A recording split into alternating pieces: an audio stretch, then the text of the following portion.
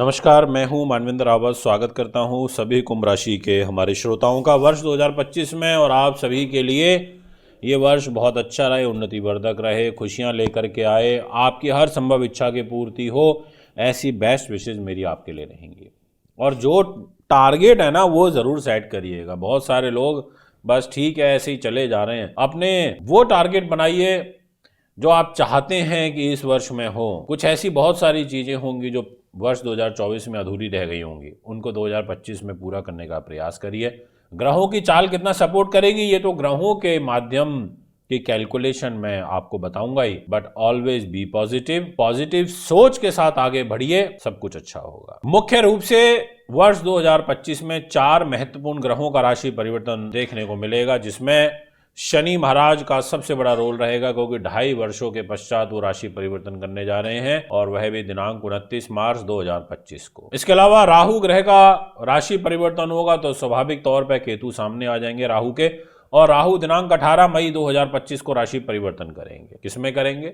Mean से निकलेंगे और कुंभ में आएंगे, क्योंकि उनका तो एक तरीके से बैक गियर चलता है, वो उल्टे चलते हैं, वक्र चाल में चलते हैं। तो मीन से कुंभ में आएंगे और 18 महीने फिर अब कुंभ राशि में रहेंगे, यानी कि शनि की राशि होती है। शनि यानी कि आपकी राशि में राहु का बैठना 18 मई को हो जाएगा। दूसरे ग्रह हैं एक देवगुरु बृहस्पति।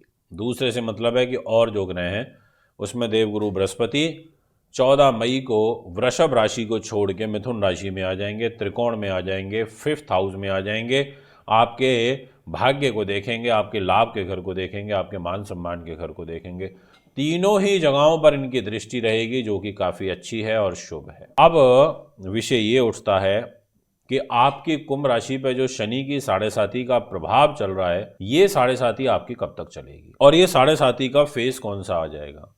तो मैं आपसे कह देना चाहता हूँ कि 7.5 अब एंडिंग फेस में आ जाएगी, यानी कि उतरने लगेगा शनि आपकी राशि से। मेष राशि के ऊपर शनि चढ़ जाएगा, यानी कि शुरुआत में रहेगा, और मीन राशि में शनि मिड पार्ट में आ जाएगा। यहाँ पर मैं बात करना चाहूँगा कि आखिर जो ग्रहों की गति है, उस गति के अकॉर्डिंग हमारा जो कैरियर है वो किस ओर जाता हुआ नजर आ रहा है। देखिए, हर व्यक्ति की एक चाह होती है कि उसका कैरियर बहुत अच्छा रहे। हर कोई ये चाहता है कि हम आगे की तरफ बढ़ें। कोई ये नहीं चाहेगा कि 5 फैक्ट्रियां तो 2 हो जाएं, वो यही चाहेगा 5 से 10 हो जाएं। अब यहाँ पर मंगल के पास जिम्मेदारी है, परंतु मंगल आपके रोग, चोट, शत्रु, बाधा, पुलिस केस, मुकदमा, तनाव, टेंशन, अपयश, इस घर के अंदर मंगल ग्रह विराजमान है। अब मंगल का यहाँ पर बैठना, नीच अवस्था में बैठना, शुरुआत तो कैरियर के लिए अच्छी नहीं रहेगी। पहले जो आपके 20 दिन रहेंगे जनवरी के, वो अच्छे नहीं हैं। उसके बाद अप्रैल, मई और जून महीने के पहले 6 दिन, इस टाइम पीरियड में भी मंगल नीच के गोचर करेंगे, ये भी टाइम अच्छा नहीं रहेगा। इसके अलावा जब 6 जून से लेकर के और 28 जुलाई तक मंगल का ट्रांजिट आपके दाम्पत्य जीवन के घर में होगा, बट कैरियर को लेकर के होगा, सिंह राशि में होगा, मित्र के घर में होगा। वहां से बात को ध्यान से सुनना। अब यहां पर सिंह राशि में ट्रांजिट होते ही 4th दृष्टि आपके कैरियर के घर पर आएगी मंगल की, वृश्चिक राशि के ऊपर आएगी मंगल की। इसका मतलब मंगल आपकी वृश्चिक राशि को सपोर्ट करेंगे और बहुत अच्छा सपोर्ट करेंगे। ये टाइम पीरियड आपके लिए बहुत अच्छा रहेगा 28 जुलाई तक का। फिर 28 जुलाई रात 8 बजे से लेकर के और 13 सितंबर 2025 तक मंगलिक दोष बनेगा, वो भी बुध की राशि कन्या में, शत्रु राशि के अंदर बनेगा। इसका मतलब ये हुआ कि मंगलिक दोष के कारण फिर एक बार आपको कैरियर में हर्डल्स, परेशानियां, उतार चढ़ाव, ये सब आपको फेस पुनः करना पड़ सकता है। पर कहते हैं ना, अब अंधेरा आएगा फिर दिन भी निकलेगा, धूप छांव ये तो चलती रहती है जीवन में। अब ट्विस्ट फिर अगेन होगा, और वो होगा आपकी डेस्टिनी को लेके। आपके लिए ऐसा कुछ समय आएगा जो 13 सितंबर से 27 अक्टूबर तक का चलेगा, और इस टाइम पीरियड में थोड़ा स्ट्रगल आपका जरूर बढ़ेगा, बट आपको कैरियर में सफलता मिलेगी अथाह प्रयास करने के बाद। वृश्चिक राशि से 12वें हो जाएंगे मंगल, बट होंगे भाग्य के घर में, अच्छा लाभ मिलेगा। सबसे बेहतरीन समय होगा जब मंगल ग्रह अपनी ही वृश्चिक राशि में ट्रांजिट करेंगे 27 अक्टूबर से लेकर के और 7 दिसंबर 2025 तक। इस टाइम पीरियड में एक बहुत बहुत बहुत सुंदर रोचक नाम का महापुरुष राजयोग बनेगा, जिसकी प्रतीक्षा आप लोगों को पिछले 1.5 साल से है, क्योंकि 1.5 साल में ही एक बार बनता है, और ये 1.5 साल कंप्लीट होगा 27 अक्टूबर 2025 को। अच्छी बात है, बढ़िया है ना, क्या दिक्कत है। मंगल सेना पुलिस का प्रतिनिधित्व करता है, आईपीएस स्तर की जॉब कराता है, ईंट भट्टों का काम कारोबार कराता है, इलेक्ट्रिकल इलेक्ट्रॉनिक्स इंजीनियरिंग से जोड़ता है, रक्त संबंधी विकार काम कराता है, ब्लड बैंक जितनी चल रही है इसमें सब में मंगल का रोल होता है। जितने इक्विपमेंट हैं, चाहे एक्सपोर्ट इंपोर्ट हो, मैन्युफैक्चरिंग यूनिट है, इलेक्ट्रिकल बड़े बड़े स्पेयर पार्ट्स लगे हुए हैं, बड़े बड़े मोटर्स लगे हुई हैं, बड़े बड़े प्लांट लगे हुए हैं, तो ये सब मंगल के अधीन चलता है। और मंगल ही राजयोग बनाएगा, रोचक नाम का महापुरुष राजयोग। इस समय में आपका काम का फ्लो बड़ा ज़बरदस्त रहेगा। और वर्ष 2025 का आखिरी महीना ये भी बहुत अच्छा है। कहने का ये मतलब है कि कैरियर है तो ठीक, बस बीच में थोड़ा सा कुछ समय ऐसे हैं 4-1 महीने क्या 5 महीने के आसपास जिसमें थोड़ा ट्रांजिट खराब है, पर ज़्यादा महीने तो अच्छे ही हैं। जिस टाइम में मंगल नीच होगा उस टाइम में मंगल की पूजा कर लेना।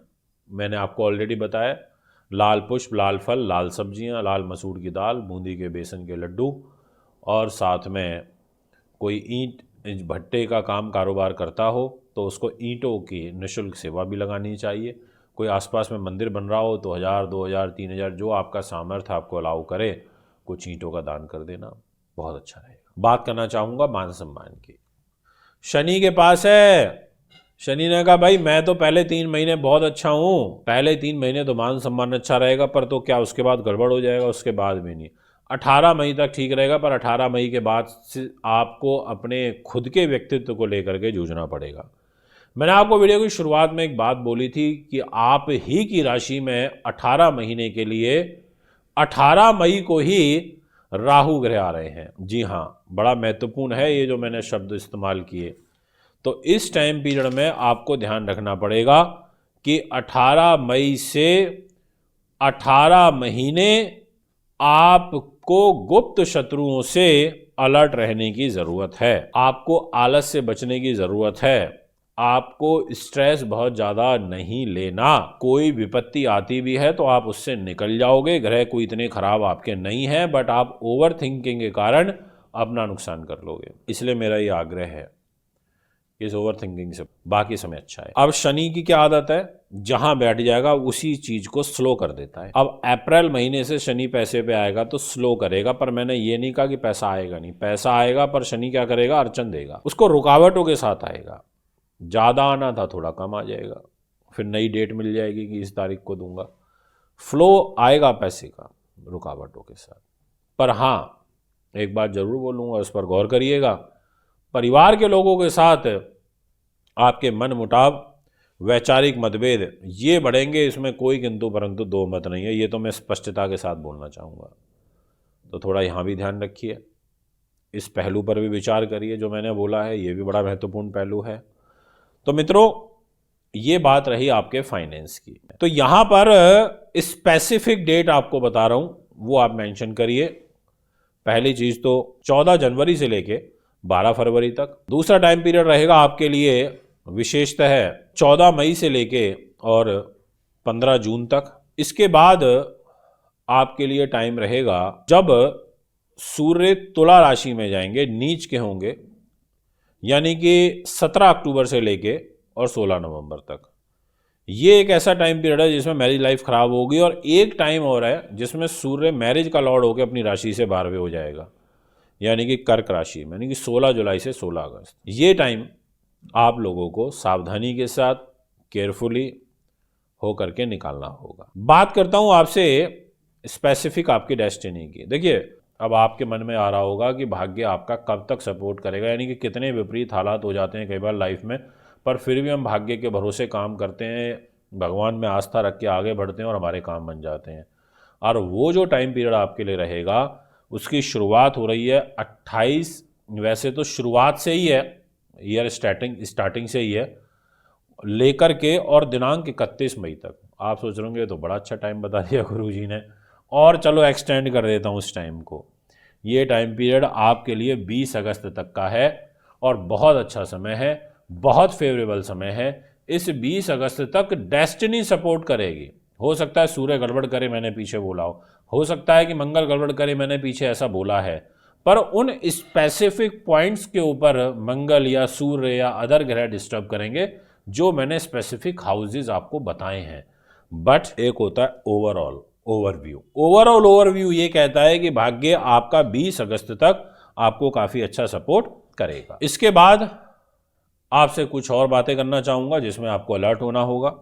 जैसे 20 अगस्त की आधी रात यानी कि 21 अगस्त से लेकर के और 2 नवंबर तक, जी हाँ आपने बिल्कुल ठीक सुना है, 2 नवंबर तक थोड़ा ध्यान और सावधानी के साथ में काम करिएगा। इसके बाद 2 नवंबर से और 26 नवंबर के बीच में कोई अकस्मात आपको ऐसी सफलता मिलेगी जो आपके लिए अनएक्सपेक्टेड थी, जिसके बारे में आपने कभी सोचा ही नहीं था, आपको उम्मीद ही नहीं थी कि क्या ऐसा भी आपके साथ हो सकता है, ऐसे लाभ भी आपको मिल सकते हैं, ये मैं आपसे कहूँगा। तो आपने सुन लिया आपका डेस्टिनी क्या कहती है।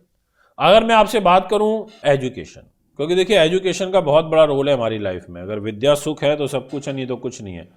और एजुकेशन की डिपार्टमेंट आ जाती है बुध के पास में। बुध ने कहा देखो भैया मैं सपोर्ट करना चाहता हूँ, और बुध आपको सपोर्ट करेगा दिनांक 15 मार्च 2025 तक, तो आपको सपोर्ट कर रहा है शुरुआती दौर में। इसके बाद बुध आपको सपोर्ट करेगा 23 मई से लेकर के और 22 जून तक। ये टाइम भी ऐसा है जिसमें आपको बुध का सपोर्ट मिलेगा एजुकेशन पॉइंट ऑफ व्यू से। इसके बाद बुध आपको सपोर्ट करेगा विशेषतः दिनांक 30 अगस्त से लेकर के और लगभग 15 सितंबर तक, एंड देन 2 अक्टूबर से लेकर के और 24 अक्टूबर तक, ये टाइम पीरियड भी आपके लिए अच्छा रहेगा। उसके बाद 23 नवंबर से लेकर के और ईयर एंड तक, इस टाइम पीरियड में भी आपको एजुकेशन में विशेष सफलता प्राप्त होगी, ऐसा आपकी राशि कहती है, आपके ग्रहों की